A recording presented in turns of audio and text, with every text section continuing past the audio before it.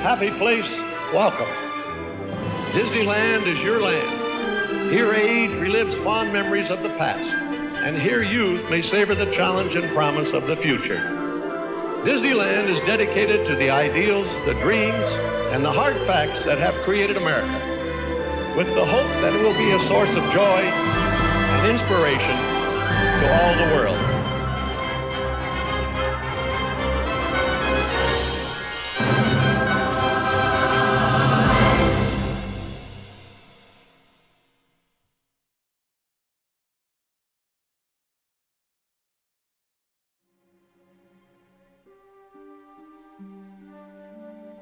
When delving into the rich history of Disney theme parks, it's impossible to overlook the powerful influence of one of the most iconic modern mythologies ever created: the legendary universe of Star Wars.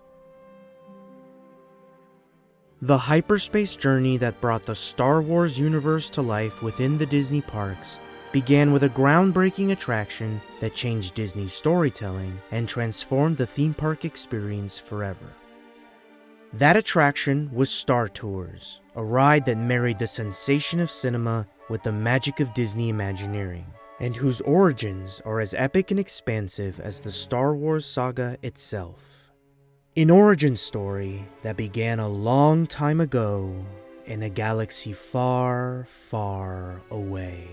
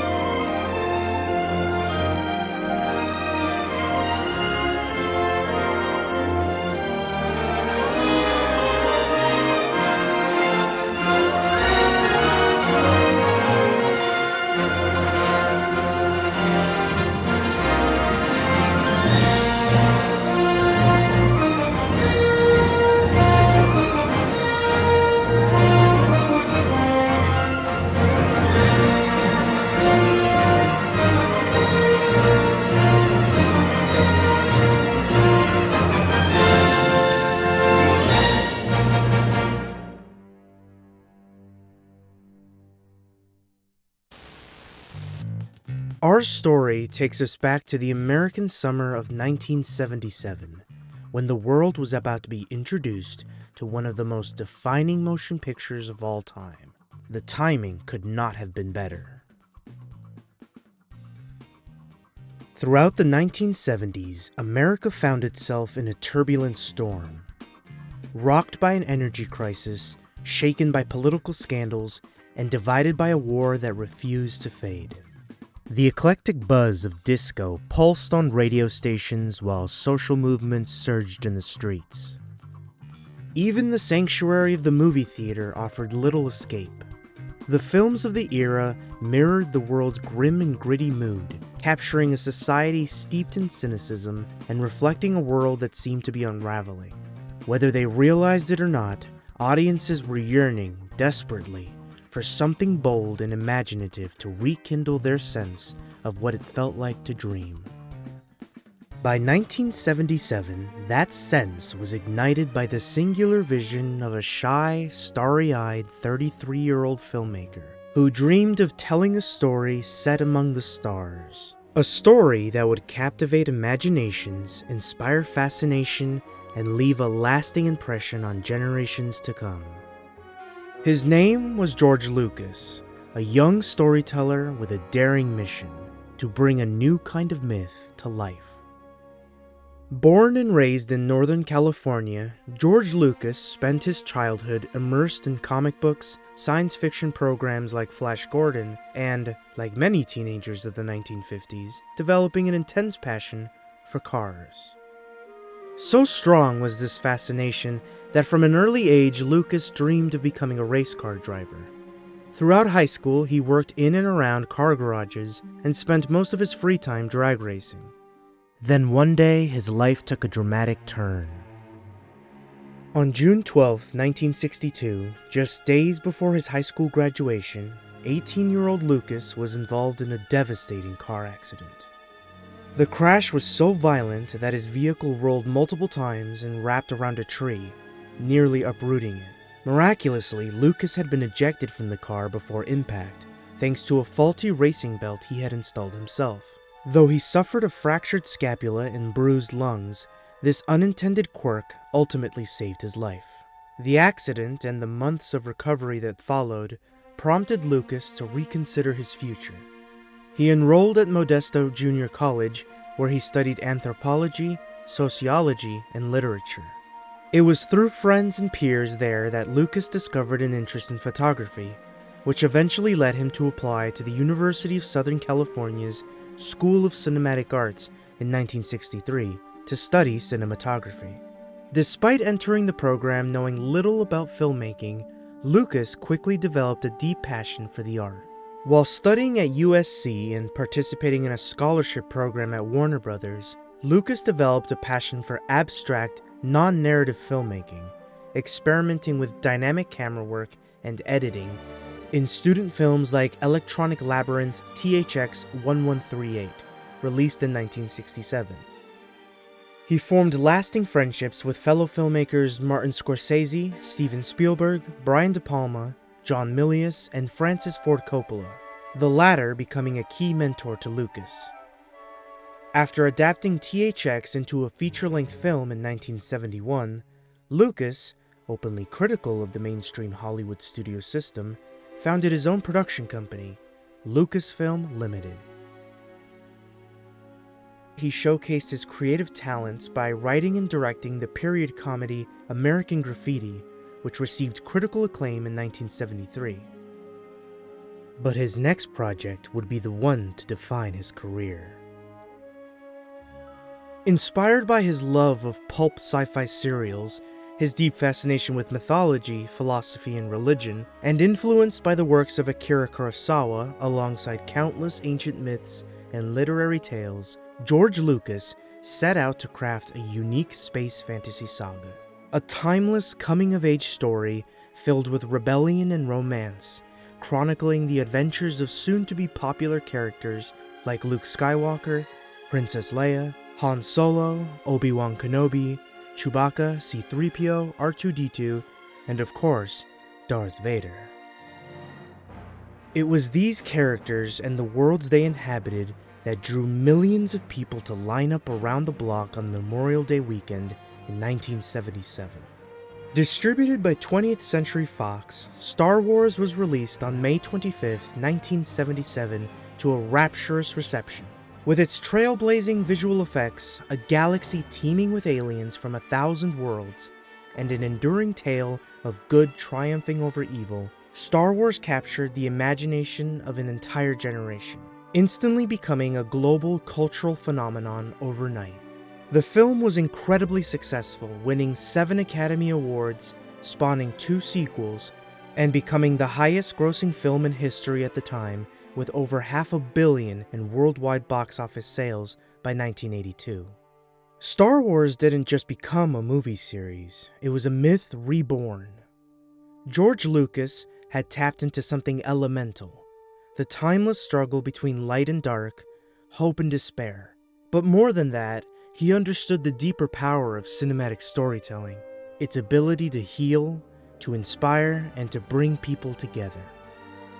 In a decade defined by uncertainty and division, Star Wars became a beacon brighter than a lightsaber, offering people of all ages a chance to believe in something bigger than themselves. While the spectacular success of Star Wars could be measured in box office records, Oscar wins, and cemented footprints outside Grauman's Chinese theater, the same could not be said for a small studio nearby in Burbank that, during that same decade, was teetering on the brink of collapse.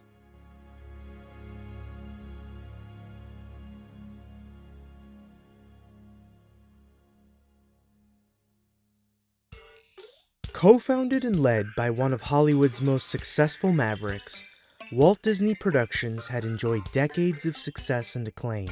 From its humble beginnings in 1923 through to the mid-1960s, the studio stood at the forefront of American animation, pioneering new storytelling techniques that extended beyond film into television and even theme park design. However, by the end of the 1970s, following the deaths of its namesake co-founders and driving leaders, Walt and Roy Disney, the studio was struggling. The force may have been strong elsewhere, but on the Disney lot, there was a noticeable disturbance. Without a strong creative leader at the helm, the company entered a period of stagnation, its reputation faltering. Teenagers and young adults began to view Disney as outdated, its films and theme parks dismissed as childish fare. In response, the studio launched a strategic effort to win back that lost demographic. This new direction included films with more mature themes and darker tones, marking a shift with their first wave of PG-rated releases. In an effort to address declining attendance at its theme parks, Disney's Imagineering division began drafting plans to reinvigorate them. Space Mountain, a thrilling indoor roller coaster, had already debuted at Walt Disney World in 1975. 2 years later, it rocketed into Disneyland's Tomorrowland, coincidentally opening just 2 days after Star Wars blasted its way into theaters across America. By the end of the decade, another major attraction, Big Thunder Mountain, rolled into Frontierland, adding to the park's growing lineup of thrill rides. Around the same time, Imagineers set their sights on a quiet corner of Disneyland, envisioning a steampunk-inspired land called Discovery Bay. This ambitious concept was to be anchored by an underwater simulator attraction based on the studio's 1954 film 20,000 Leagues Under the Sea. But the entire project was ultimately shelved, with the simulator idea stored away for future use. Meanwhile, after years of false starts, box office flops, and threats of corporate takeover, Disney entered a new era in 1984. The era of Michael Eisner. Michael Eisner was no stranger to undaunted moves and fearless leadership. During his tenure as chairman at Paramount Pictures, he had overseen a string of blockbuster hits, including Raiders of the Lost Ark, an adventure film conceived and produced by none other than George Lucas. When Eisner stepped in as Disney's new CEO and chairman, he hit the ground running, bringing along trusted allies like Jeffrey Katzenberg from Paramount and Frank Wells from Warner Brothers.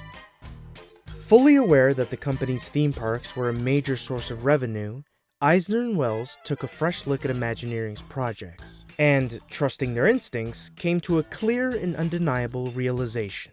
Disney lacked successful contemporary intellectual properties to turn into compelling park attractions. Movies like The Black Hole and Tron simply weren't enough. Eisner began holding creative meetings with Imagineering, often guided by the youthful insights of his own son. Eisner knew that to breathe new life into Disneyland, he had to look beyond the Mouse House itself. So naturally, he turned to George Lucas. A lifelong Disneyland fan who had made the annual pilgrimage to the park since his very first visit during its opening week, Lucas eagerly embraced the chance to work on something he deeply admired. Well, for a long time I've been interested in trying to get involved with the Disneyland theme park. And for years I discussed it with the management at Disney, and eventually it came about that they accepted my offer to be involved, and that we would sort of combine ideas. I wanted to have an involvement in Tomorrowland. I thought that was a portion of the park that had always been a little less than what it could have been. So they've given me the opportunity to include my characters into that part of the park and try to come up with some new ideas. It also helped that Eisner offered a generous royalty arrangement. $1 million for every attraction Lucas consulted on per park each year. Bolstered by this new stream of funding for his company's films, Lucas's first Disney project became Captain EO, a musical 3D special effects film starring Michael Jackson and directed by Lucas's friend Francis Ford Coppola, which had a starry debut at Disneyland and Epcot Center in 1986. During that initial meeting between Eisner and Imagineering, two ideas took shape. The first was Splash Mountain, a log flume water ride that would eventually debut in 1989.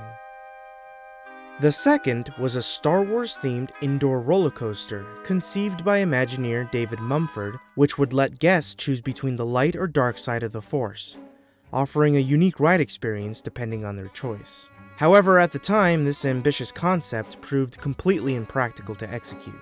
Around the same time Imagineering was developing the Star Wars roller coaster concept, the team revisited an earlier idea for a motion simulator and began researching the latest advancements in the technology. Imagineers Mark Eads, Randy Bright, and Tony Baxter studied its use at military training centers and flight facilities, exploring whether it could be adapted for theme park storytelling. One particular testing facility, Rediffusion London, impressed Imagineers enough that Disney acquired the military-grade technology, refined it, and patented as the Advanced Technology Leisure Application Simulator, or ATLAS. This system featured a hydraulic motion base with 6 degrees of freedom, capable of performing flying acrobatics within 35 degrees on the X, Y, and Z axes, creating a convincing illusion of flight for riders. They refined the full range of motions possible with the ATLAS system and carefully determined the ideal ride film length, 4 minutes and 35 seconds. Long enough to thrill, but short enough to avoid tipping into the nausea zone. This also meant designing just the right story beats where the simulator could ease off the throttle, giving guests a chance to catch their breath and maybe their stomachs between dodging icy comets and diving headfirst into Death Star trenches. With the technology in hand and Lucas on board, Imagineering was finally able to develop a solid concept for Star Tours. Or as Eisner mystifyingly insisted it should be called, Star Ride. Because nothing says intergalactic adventure more than a name that sounds like it belongs at a state fair. Propelled by a team that included Lucas, Baxter, Eads, Bright, Tom Fitzgerald, Tom K. Morris, and Bruce Gordon, the creative group crafted a backstory for Star Tours.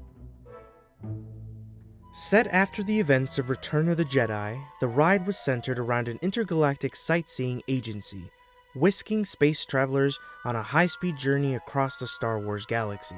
One fraught with a climactic confrontation between the Rebel Alliance and the remnants of the Galactic Empire.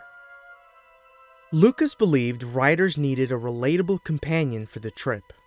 This idea gave rise to RX-24, also known as Rex, a robotic pilot who went through numerous personality transformations during development. Rex started as a witty tour guide, then evolved into a grizzled veteran of the Clone Wars, before finally settling into the role of the inexperienced rookie pilot we know today. Actor Paul Reubens, best known for his role as Pee Wee Herman, was chosen to voice Captain Rex. Adding to the ride's charm were some familiar faces. Anthony Daniels reprised his role as C-3PO, the fussy, worry-prone protocol droid portrayed in the attraction as a Star Tours employee. Alongside 3PO was his counterpart R2-D2, the feisty and fearless astromech droid who would serve as the flight navigator. To keep things authentic for this iconic duo, Imagineering didn't settle for replicas. They used the actual C-3PO and R2-D2 suits and props from the original Star Wars films to bring the attraction's audio animatronics to life. As for the G2 repair droids in the queue, their origins were a bit more unexpected. They started out as animatronic geese from the nearby America Sings attraction. After a bit of reprogramming and a serious career shift, these former singers were stripped of their feathers and made to look like droids working in maintenance. Costing a total of $32 million, more than twice the original price of Disneyland itself, the attraction was installed in the building that once housed the Adventure Through Inner Space ride in Tomorrowland. Significant improvements were required. The facade was completely rebuilt, and the roof retrofitted to support the installation of 4 new flight simulators that were carefully lifted into place. Assisting in the production of Star Tours was the talented team of visual effects wizards at Industrial Light and Magic, Lucasfilm's renowned effects division. Led by Dennis Muren and Dave Carson, ILM worked closely with Imagineering to create the ride footage that was filmed on 70mm film. They realized that the footage for Star Tours was far more complex than what appeared in any of the films, since as a continuous viewport into space, the ride's visuals couldn't depend on traditional cuts or edits. Richard Bellis was tasked with adapting John Williams' classic film scores into the ride's soundtrack, as well as composing several original pieces for the pre-show segments, including the signature Star Tours chime. With all the ingredients in place, the Imagineering and Lucasfilm teams brought the final experience to life. Star Tours begins in a bustling intergalactic terminal, complete with audio animatronics of C-3PO, R2-D2, Mon Calamari officers, and a full-sized Starspeeder 3000. Guests then pass through a maintenance area staffed by G2 repair droids before entering the main concourse, where cast members, dressed as flight crew, direct them to their Starspeeder. In the original experience, once aboard, passengers are greeted by an audio animatronic, Captain Rex, who reassures them of their safety despite his obvious inexperience.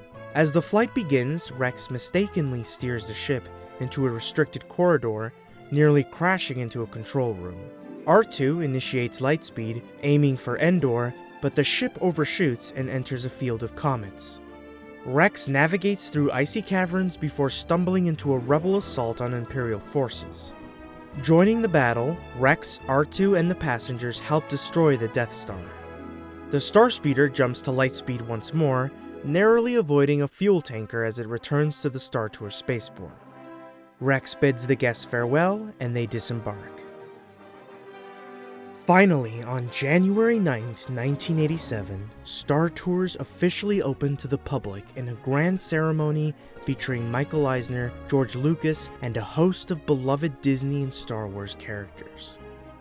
To celebrate, Disneyland stayed open for a non-stop 60 hours, drawing record crowds with waiting lines stretching all the way to the park's main entrance. Guests and fans alike praised the attraction for its innovative technology and audacious narrative. For the first time ever, Star Wars was no longer just a story on a movie screen. Now it put you right in the center of the action. With Star Tours, Disney had reclaimed its magic once again.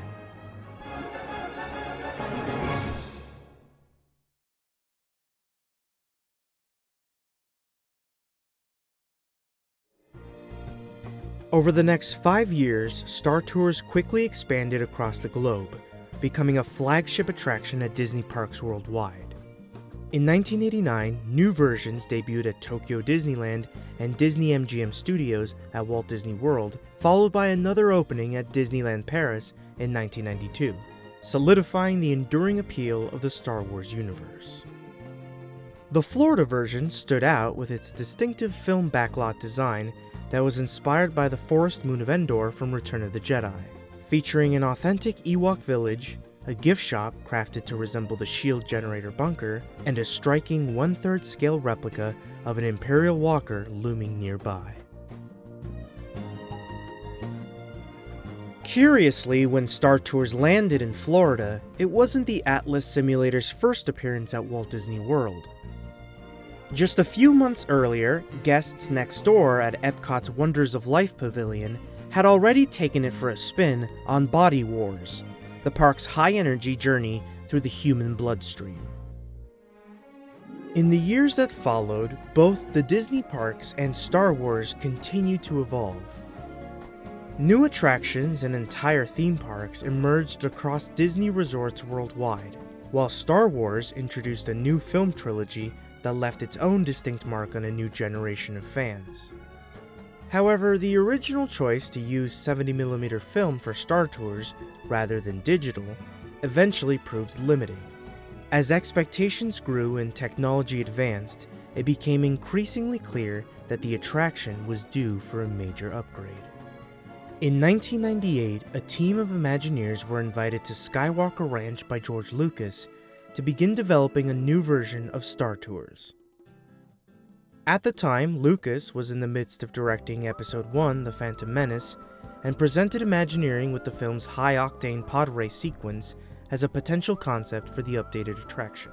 The Imagineers ran with the idea, envisioning a storyline in which guests would travel to Tatooine for the Boonta Eve Classic, only to be swept up in the chaos of the pod race itself. However, with Lucas still deep in production on the prequel trilogy films, the team decided to hold off on finalizing the attraction's plot and destinations. By the time the trilogy concluded, and with technology finally capable of delivering an ever-changing experience, Imagineering and Lucasfilm returned to the drawing board. What resulted was a dynamic reimagining of the original attraction. Star Tours: The Adventures Continue. This new version would retain the beloved spirit of the original, but embrace the full potential and immersion of digital filmmaking. For the first time, riders wouldn't be locked into a single storyline. Instead, they could embark on a randomized journey across the Star Wars galaxy, encountering different characters, planets, and plot twists with each ride. In preparation for the revamped experience, the American versions of Star Tours closed in 2010. The new attraction was designed to take full advantage of the expanding Star Wars universe. Set between the prequel and original trilogies, this updated adventure bridged eras and introduced new story possibilities. To reflect this shift in timeline, nearly every element of the attraction was reimagined.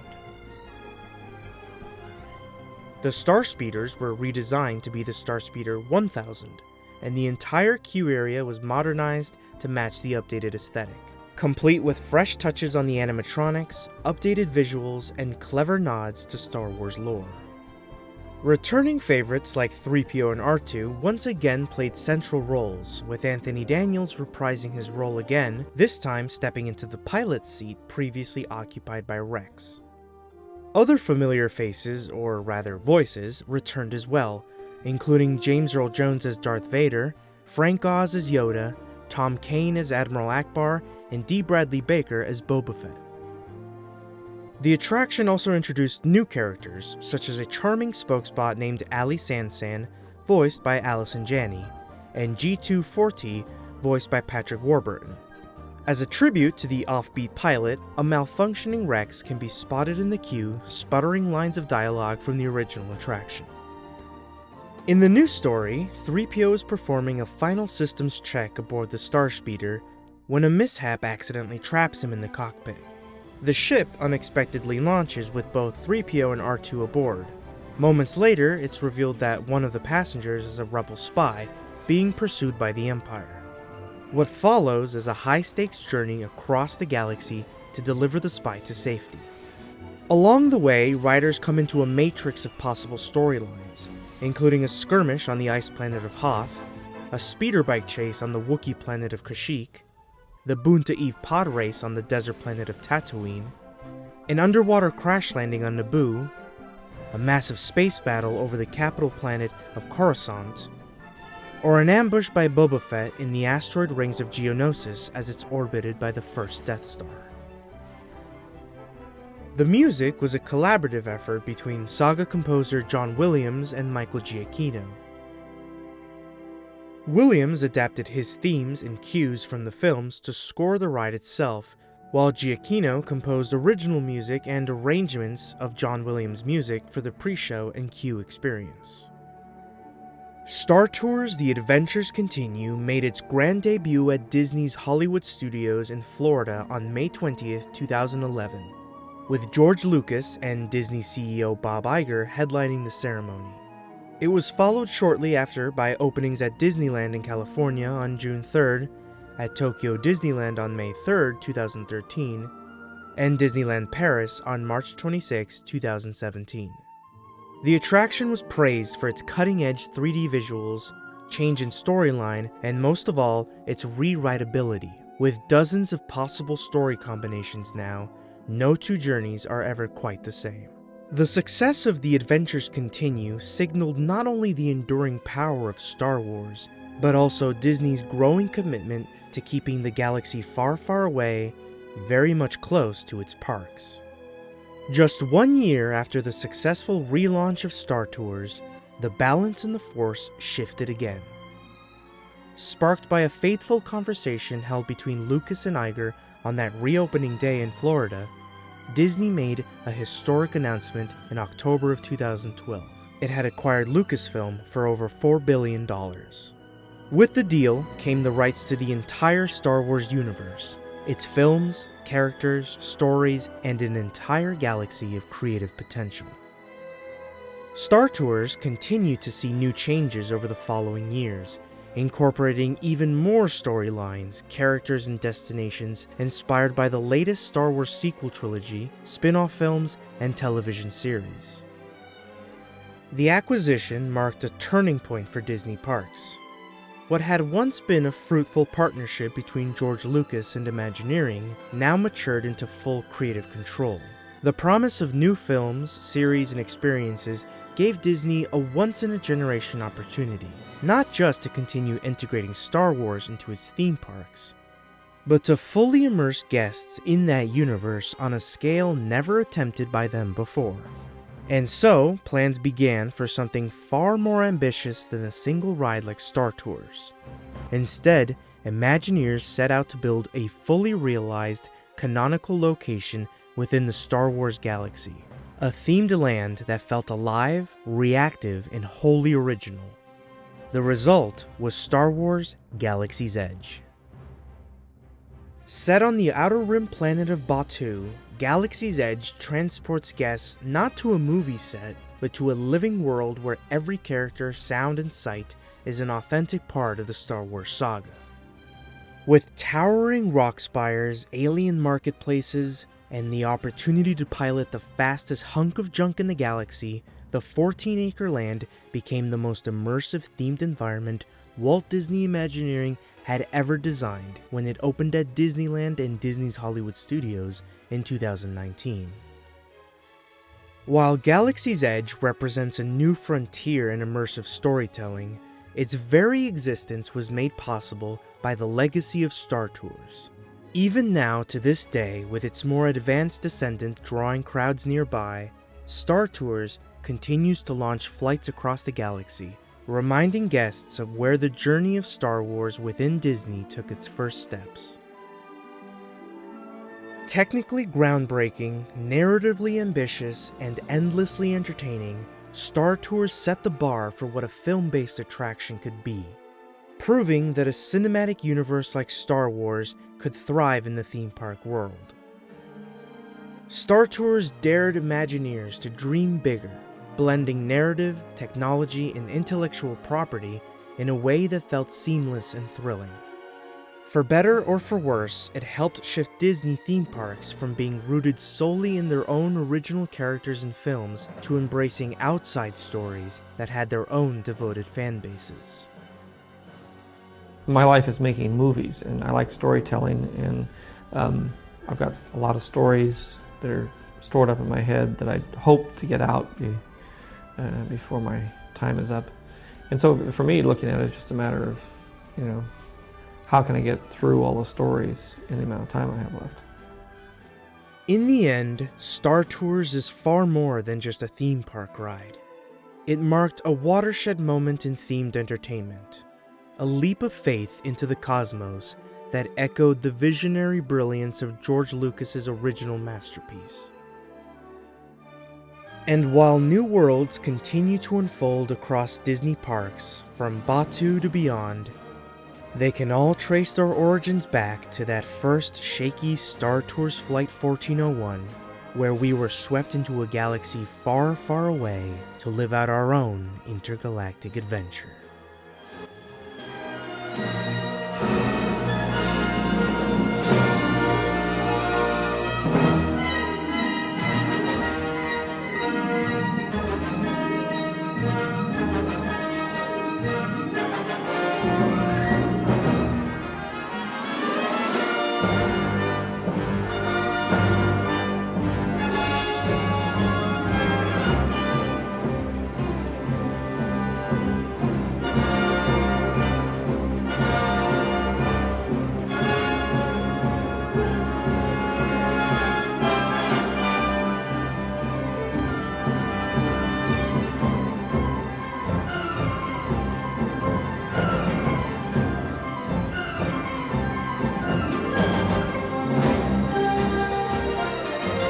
R2, light speed to Endor!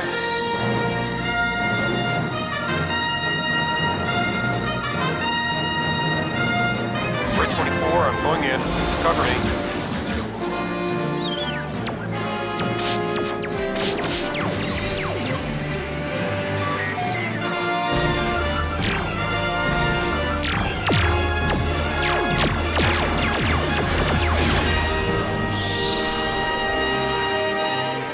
Hey, sorry folks, I'm sure to do better next time. It was my first flight and I'm still getting used to my programming.